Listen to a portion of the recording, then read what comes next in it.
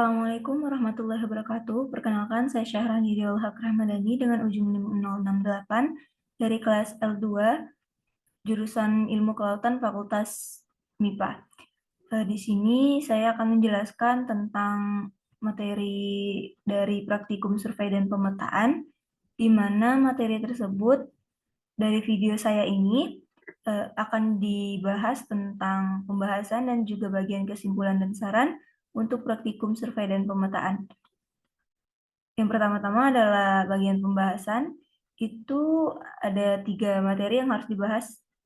Antara lain, 1, jelaskan mengenai unsur-unsur peta dan fungsinya. 2, jelaskan mengenai data rupa bumi banyak menampilkan materi kajian geografis. Dan yang terakhir adalah cara pengunduhan data rupa bumi dan fungsi dari peta tersebut. Nah, untuk materi ketiga, kita akan menggunakan website Tanah Air Indonesia. Yang pertama adalah unsur-unsur dari peta. Unsur-unsur dari peta diantaranya adalah judul peta, skala peta, tanda arah, tata warna, simbol peta, lettering, legenda, inset peta, garis astronomis, garis tepi, dan juga tahun pembuatan. Untuk judul peta itu menyediakan informasi dalam peta atau topik dari peta. Sedangkan skala peta itu adalah perbandingan jarak pada peta dengan jarak sebenarnya. Semakin kecil angka pada skala, maka semakin besar skala tersebut. Kemudian ada tanda arah. Tanda arah itu menunjukkan tanda arah mata angin, yaitu timur, barat, selatan, dan juga utara. Yang keempat ada tata warna, yaitu memberikan informasi dengan pembeda dari informasi yang diberikan sesuai dengan warna, pemilihan warna dari pembuat peta. Kemudian ada yang kelima, ada simbol peta. Itu simbol adalah permisalan dari suatu informasi. Yang keenam ada lettering. Lettering adalah teks yang menuliskan nama tempat dan sebagainya, merupakan informasi tambahan dari lokasi. Yang ketujuh ada legenda. Legenda merupakan keterangan dari pengolahan peta tersebut. Yang kedelapan ada inset peta. Inset peta merupakan kotak kecil yang ada di pojok peta, di mana kotak kecil tersebut untuk gambaran lebih luas dari peta tersebut atau letak dari peta tersebut di bumi bagian sebelah mana. Yang kesembilan ada garis astronomis. Garis astronomis merupakan garis lintang dan bujur dari suatu lokasi geografis.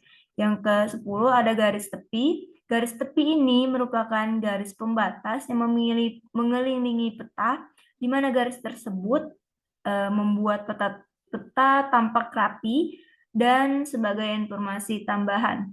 Yang terakhir adalah tahun pembuatan. Tahun pembuatan berfungsi sebagai informasi untuk kapan peta tersebut dibuat ataupun kapan peta tersebut diperbarui.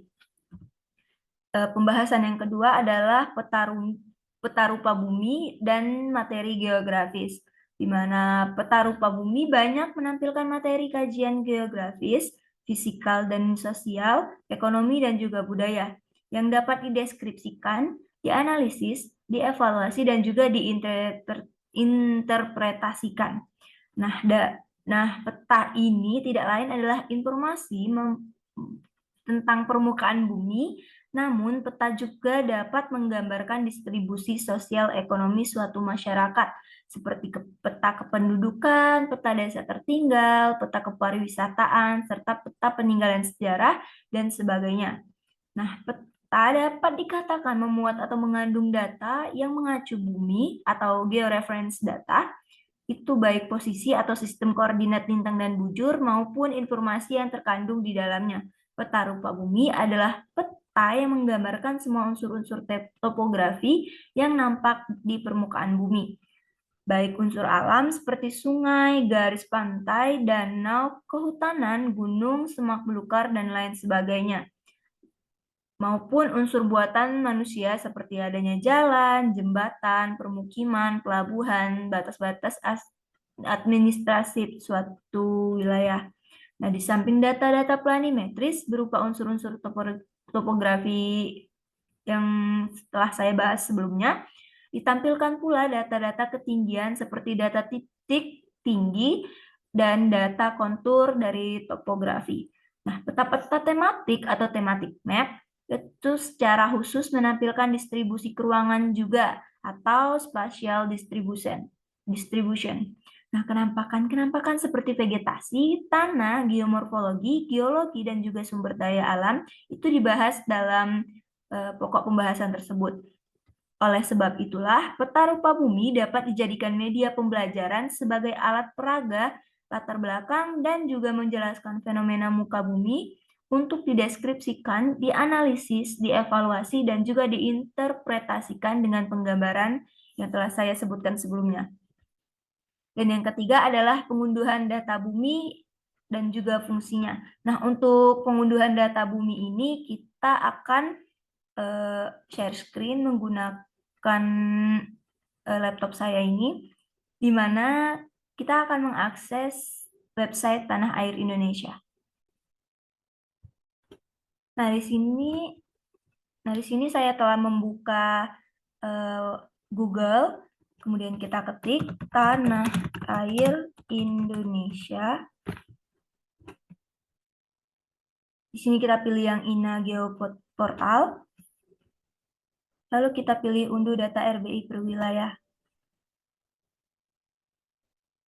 Karena saya telah login sebelumnya dan sudah memiliki akun, jadi di sini saya tinggal masuk ke unduh data RBI. Setelah ini kita akan mencari lokasi yang telah saya pilih, yaitu lokasi Belitung. Belitung berada di sini. Kemudian kita pilih lokasi ini, lalu tunggu. Nah, di sini ada dua data, di mana untuk pengunduhan data 25K dan juga 50K, atau 50.000.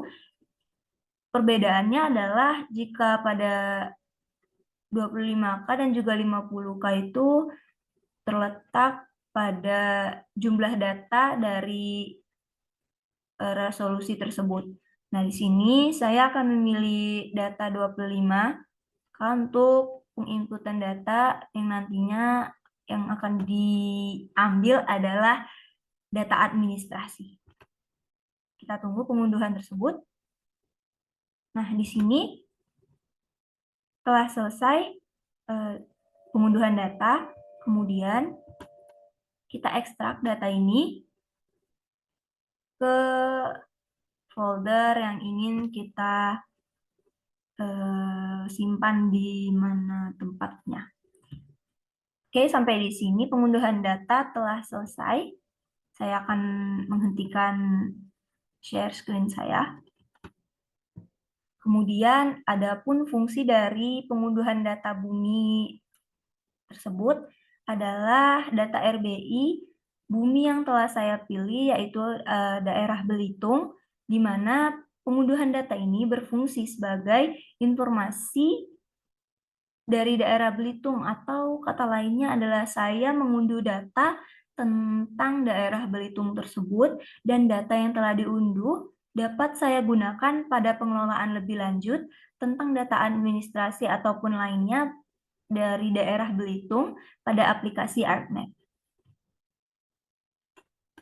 Pembahasan saya telah selesai, kemudian saya akan lanjut ke bagian kesimpulan dan saran. Kesimpulan yang dapat saya sampaikan yaitu unsur-unsur peta, diantaranya adalah judul peta, skala peta, tanda arah, tanda warna, simbol, lettering, legenda, inset peta, garis astronomi, garis tepi, dan juga tahun pembuatan. Nah, untuk peta rupa bumi dan materi geografis, banyak menampilkan materi kajian geografis, fiskal dan sosial, juga ekonomi dan budaya yang dapat dideskripsikan, dianalisis, dievaluasi, dan juga diinterpretasikan. Dan yang terakhir adalah pengunduhan data bumi itu dapat dilakukan dengan mengakses website Tanah Air Indonesia, dan fungsinya adalah untuk mengunduh data tersebut, kita dapat menggunakannya pada pengelolaan data tersebut lebih lanjut di aplikasi ArcMap. Sekian yang dapat saya sampaikan. Saya akhiri. Wassalamualaikum warahmatullahi wabarakatuh.